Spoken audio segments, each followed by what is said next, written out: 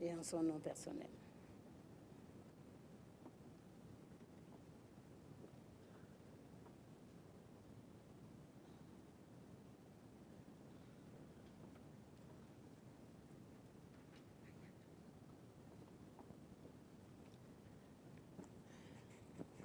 Thank you, Chief of Protocol, Your Excellency, Professor Alpha Conde, President of the Republic of Guinea and Chairperson of the African Union, Your Excellency, Dr. Mulatu Teshone, President of the Federal Democratic Republic of Ethiopia, Your Excellency, Yoweri Museveni, President of the Republic of Uganda, Your Excellency, Mahmoudi Usufu, President of the Republic of Niger, Your Excellency, Barnabas Bosiso Dlamini, Prime Minister of the Kingdom of Swaziland, Your Excellency, Mr. Abdel Malek Selal, Prime Minister of the Republic of Algeria, Your Excellency, Madame Louise Mushikiwabo, Foreign Minister of the Republic of Rwanda, Your Excellency, Hussein Brahim Tiawa, Minister of Foreign Affairs of and Integration of the Republic of Chad, Excellencies, outgoing commissioners, Excellencies, incoming commissioners, Excellencies, members of the Diplomatic Corps, members of the PRC, Excellencies, members of international organizations and civil society, Excellencies, liaison officers of regional economic communities, AU staff, invited guests, members of the Fourth Estate, ladies and gentlemen.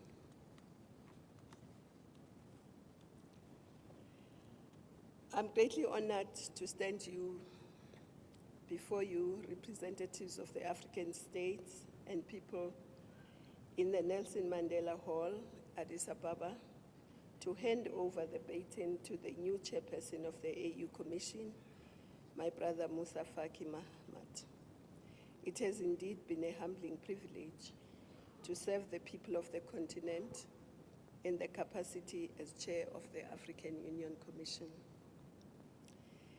As we pass on the baton and responsibility to the incoming commission, I'm reminded of the words of one of our founders, Excellent Kwame Nkrumah, when he said, I quote, "The task ahead is great indeed, and heavy is the responsibility, and yet it is a noble and glorious challenge. It's a challenge which calls for the courage to dream, the courage to believe, the courage to dare, the courage to do, the courage to envision, the courage to fight, the courage to work, the courage to achieve the highest excellencies and the fullest greatness of humanity. Dare we ask for more in life," close quotes.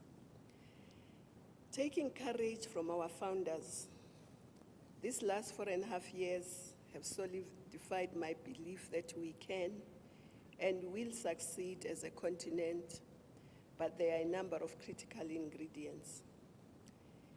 First, unity and solidarity, which has been our inheritance from the early Pan-Africanists and those who formed the Pan-African Women's Organization and the Organization of African Unity. This unity and solidarity is what led to success in our struggles against colonialism and apartheid, and will see us succeed in the mission of our generations. The second is belief and confidence in ourselves, Like other regions of humanity, we have ancient civilizations and cultures and heroes and heroines, both past and present. We must build on this and develop our African identity amongst all generations of Africans. The third, as Kwame says, courage. We already had the courage to envision the Africa we want through the aspirations that are contained in Agenda 2063. We now have the courage to always and everywhere put Africa first, to innovate, and to learn from the successes and our failures. Last but not least is determination, hard work and focus. Africans in governments, in the regional economic community, in civil society from east, west, central, north, south, must be determined and work tirelessly to achieve our generational mission of an integrated, prosperous, peaceful Africa and lay the foundations in our lifetime. This, as Gruma said, calls for courage to work and to achieve. These things are all within our powers. Indeed, that we ask for more in life. Excellencies, after 27 years in prison, Nelson Mandela observed that when you reach the top of one hill and sit to enjoy the vista, you see that there are many more hills to climb.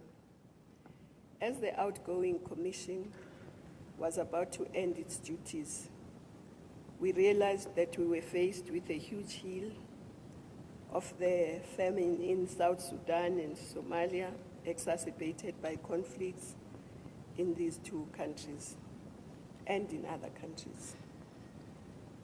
We then wrote to all the heads of state and government for concrete and urgent solidarity with the two countries especially, and the chairperson of the union and the new commission will take this forward.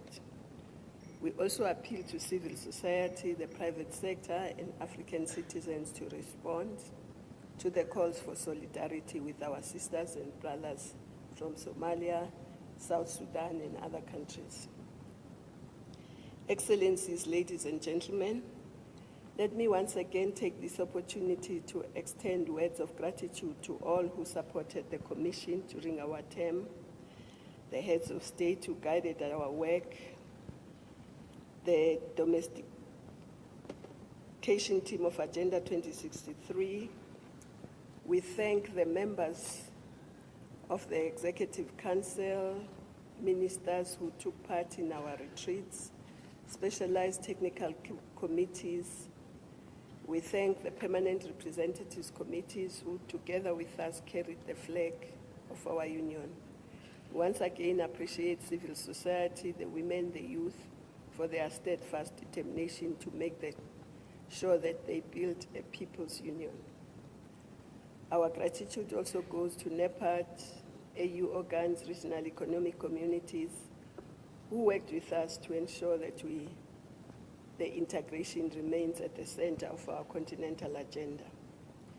We also thank the AU Partners Group and our international partners and governments who worked with us towards building a better world for all. I'm also very encouraged with the cooperation between the African Union and the United Nations over these last 4 years. To this effect, we have agreed to work together on a single monitoring and reporting mechanism on Agenda 2063 and the UN Sustainable Development Goals. It is for this reason that I think it would be a good idea for the African Union to have a mechanism for direct interaction with the African permanent representatives in New York as a way of strengthening this bilateral relation of our two institutions.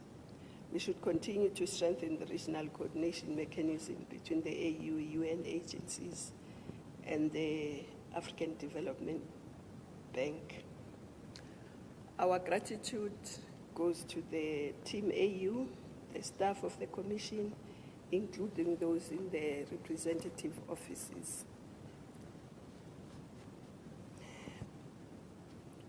Addis Ababa in Ethiopia, the capital of Africa, have been good to us.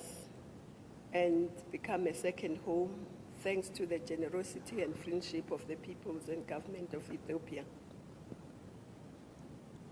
Last but not least, to Deputy Chair Erastus Mwencha and our fellow commissioners who served with me during these 4 years.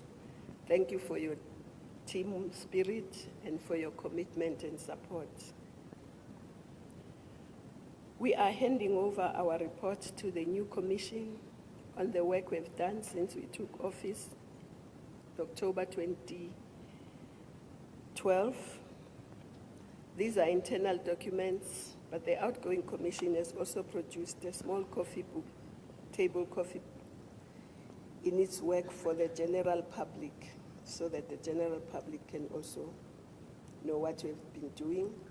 There are a few copies that will be distributed to member states, but it will also be available in a few weeks' time in an e-book on Amazon, Kobo, and Kindle. My brother Musa Faki and your fellow commissioners, I thank you for having come early, and we've had a very good joint retreat between the incoming and the outgoing commission, which was conducted in a spirit of collegiality and honest exchange. We hope that this will help you and your team to determine how you will take forward this great responsibility that Africa has bestowed on you. We are confident that the new commission shall succeed with the support of heads of state and government, the executive, the PRC, the organs, the AU staff, and also we are grateful to the chair of the union who has decided to give more support to the commission, including by appointing champions to champion certain areas of priority. We thank you very much, Chairperson. My brother and the new commissioners, good luck, bon chance on our journey, on your journey until we meet again. Merci beaucoup, asante sane, muchas gracias, shukran, amaskaleon, siyabonga, thank you.